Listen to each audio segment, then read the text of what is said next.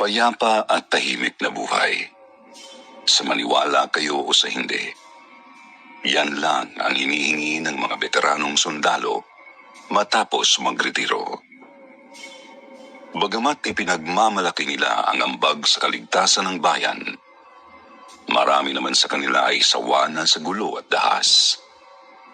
Pagod na ang kanilang mga tenga sa putukan, ang mga mata sa pag-iyak, ang mga ngipin sa pagnangalit, at ang mga puso sa pakiramdam na malagay sa bingit ng kamatayan.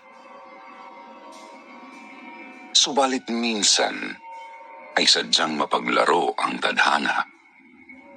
Gaya na lang ng dinanas ng Lolo Tomas ng ating letter sender na si Sunny. Paano ba naman kasi, kahit gusto nang mamuhay ng mapayapa ng dating sundalo, sadyang hinahabol siya ng gulo, bighati at kamatayan. At sa muli niyang pagsabak sa digmaan, hindi na mga mananakop ang kanyang kalaban. Kaharap na niya ang mga kampon ng kadilimang pakay lamang maggasik ng lagim sa kanilang lugar.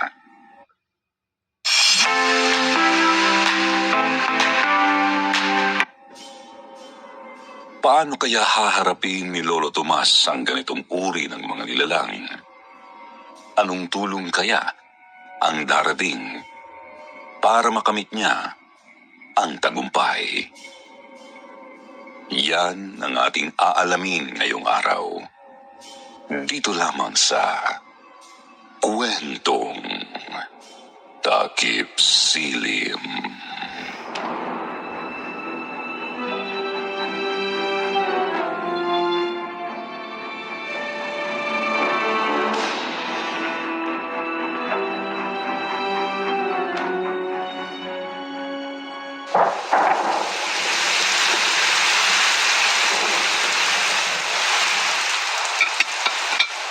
Oh, halina kayo.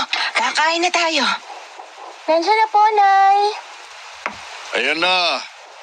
Saktong-sakto yung tinulang manok ngayong maulan eh. Pero, para sa niyang nakatabing mangkok dyan? Para kina Renato. Nilalagnat at nahihilo-hilo raw kasi si Rosa kaya di makapagluto. Naku, baka magkakapamangkin na kami ni Angging, Nay. Mismo, Lira. Baka nga may apo na kami ni nanay niyo. O siya, Tomas. Ihatid mo na tong tinola para kina Renato. Bumalik ka agad nang makakain ka na. Ikaw naman, Lira. Gisingin mo na si Angging. Pambihirang batang yun, oh. 6:00 pasado na ng gabi, tulog pa rin. Nay! Tay! Oh, ayan na pala si Renato eh. Anong problema ng taong yan? Ba't parang natataranta? Nay! Tay! Magmadali kayo! Tatakas na tayo! Sinasalaki ng aswang ang baryo! Ano ka mo? Jesus Maria Josep. Maganda kayo mga bata. Kuray, kukunin ko lang ang baril ko.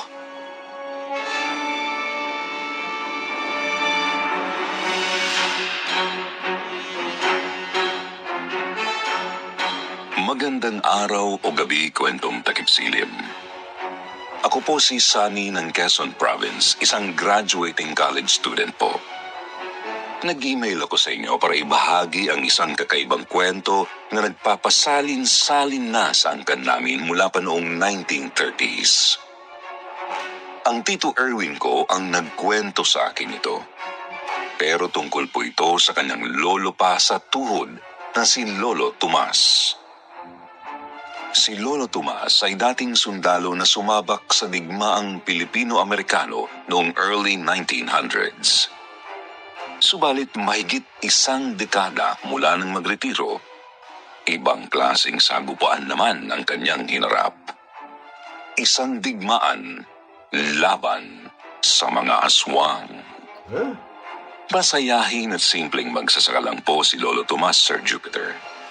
Nakatira sa isang maliit na baryo sa medyo tagong bahagi ng Bicol, kasama ang kanyang asawa at 3 mga anak.